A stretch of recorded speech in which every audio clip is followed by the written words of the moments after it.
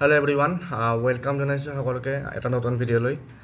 এই ভিডিঅ'টিত আমি আমাৰ অসম চৰকাৰৰ হেল্থ ডিপাৰ্টমেণ্টৰ পৰা ওলোৱা এটা ভেকেন্সি নটিফিকেশ্যন শ্বেয়াৰ কৰিব বিচাৰিছোঁ। আশা কৰিছোঁ ভিডিঅ'টো সকলোকে চাব আৰু যিসকলে চেনেলটো নতুনকৈ আহিছে ছাবস্ক্ৰাইব কৰি ল'ব। তো ইয়াত কি পোষ্ট আছে আমি চাম আৰু ইয়াৰ এই পোষ্টকেইটাৰ কাৰণে অনলাইন এপ্লাই ষ্টাৰ্ট হ'ব 12 ছেপ্টেম্বৰৰ পৰা 12 ছেপ্টেম্বৰৰ পৰা 21 ছেপ্টেম্বৰলৈকে চলিব। গতিকে যিসকলে ইণ্টাৰেষ্টেড তেওঁলোকে এপ্লাই কৰিব পাৰিব। আৰু ইয়াতে ভেকেন্সি আছে হেল্থ এডুকেটৰ 78 ভেকেন্সি আছে টোটেল। তাৰে আনৰিজাৰ্ভড 40টা, SC 5টা, ST প্লেইন 8টা, ST হিল 4টা আৰু OBC 20টা। তাৰপিছত junior assistant account assistant cum LDA 72 vacancy আছে। আৰু ইয়াতে পোষ্ট ব্ৰেকআপ আছে unreserve 36, SC 6, ST plain 7, ST hill 4, OBC MOBC 18। Basic health worker 41 আছে টোটেল আৰু আনৰিজাৰ্ভ 21, SC 3, ST 4, তাৰপিছত ST হিল 2, OBC MOBC 11।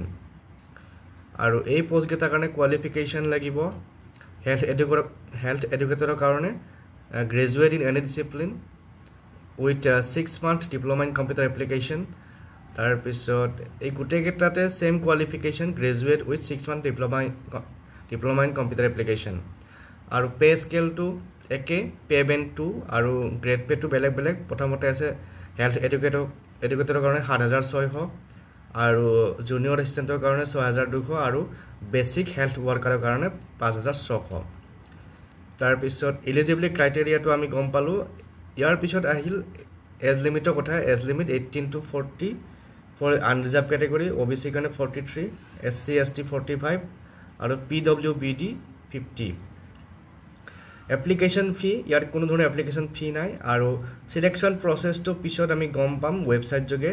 আৰু ৱেবছাইটটো হৈছে www.dhsassam.gov.in।